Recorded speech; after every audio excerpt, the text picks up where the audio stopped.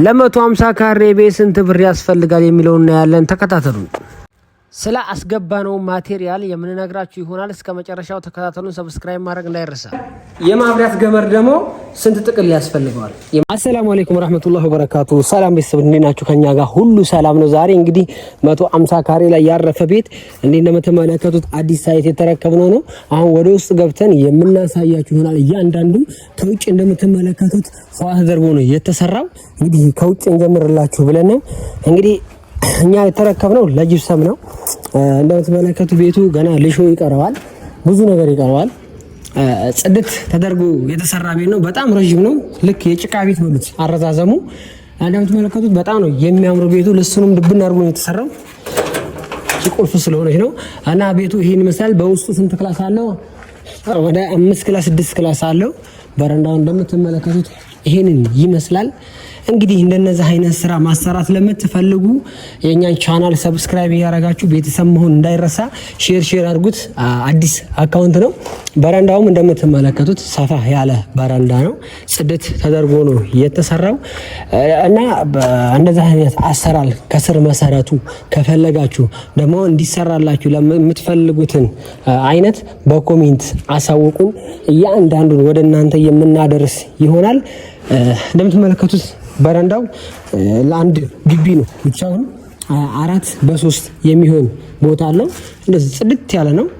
አሳያችሁ ዙሪያውን እና በሩንም ኢሚቴሽን በር ነው። ይሄው አልሙኒየም ነው የሚመስለው። ጽድት ተደርጎ ነው የተሰራው። በሩንም እንደምትመለከቱት እቺ መኝታ ክላስ ናት።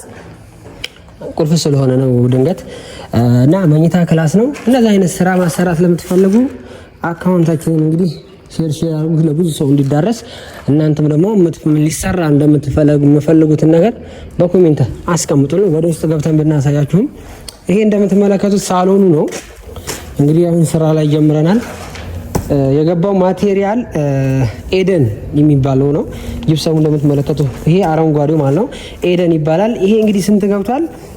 አሁን ባለው ዋጋ 750 ብር እስከ 700 ብር ይሸጣል በወሎ አካባቢ ላይ። ያ እንደምትመለከቱት ቢጫው ደግሞ የኮርኒስ ነው። እስከ 850 ብር እስከ 800 ብር እየተሸጠ ይገኛል። ቃጫው እንደምትመለከቱት አሪፍ ቃጫ የሚባለው ነው።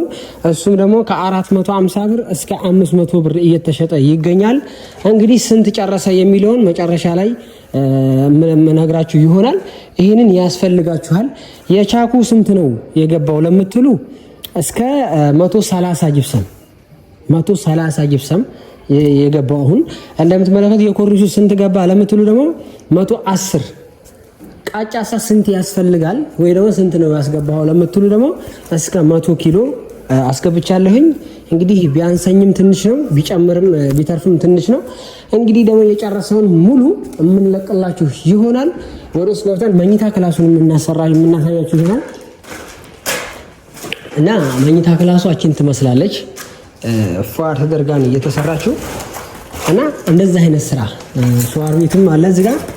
ሻወር ቤቱም ፏር ትንሽ ጨለም ስለሚልም እና ምርታችን ደግሞ ይሄንን ይመስላል።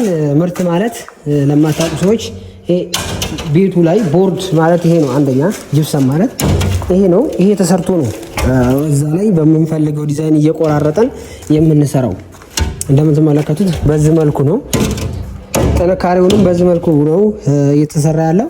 ስፋቱ ስንት በስንት ነው ለምትሉ ሰዎች ወደ ታች ቁመቱ 1 ሜትር ከ20 አካባቢ ነው።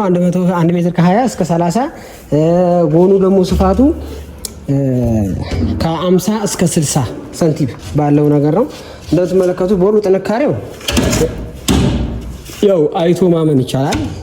እና እንዴት ነው አሰራሩ ለምትሉ ደግሞ አሰራሩን በኋላ ላይ የምለቅላችሁ ነው ወይ ደግሞ ቀጣይ ቪዲዮ ላይ እለቅላችኋለሁ።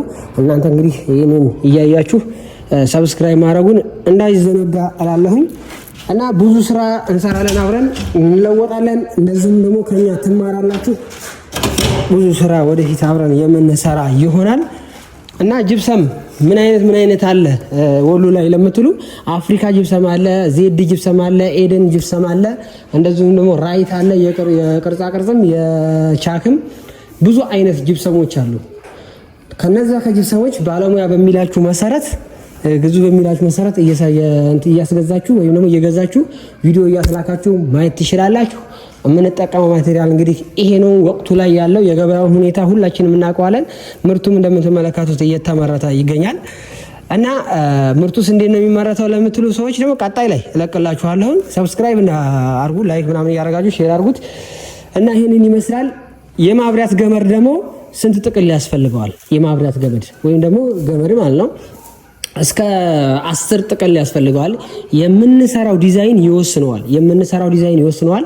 እንግዲህ በምንሰራው ዲዛይን ተንተርሰን እስከ 10 ጥቅል ገመድ፣ ከዛ ኮንዲት እስከ 100 እንደዚሁም ፕላስተር 5 ፕላስተር፣ እስካቶላ እስከ 50 እና 40 እና እንደዚህ መሳሰሉ ኤችዲቢ ደግሞ 100 ሜትር ወይም ደግሞ 1 ጥቅል ሊያስፈልገን ይችላል እና የቀረ ነገርና ደግሞ እንድነግራችሁ የምትፈልጉት ካለ ኮሜንት ላይ ንገሩኝ።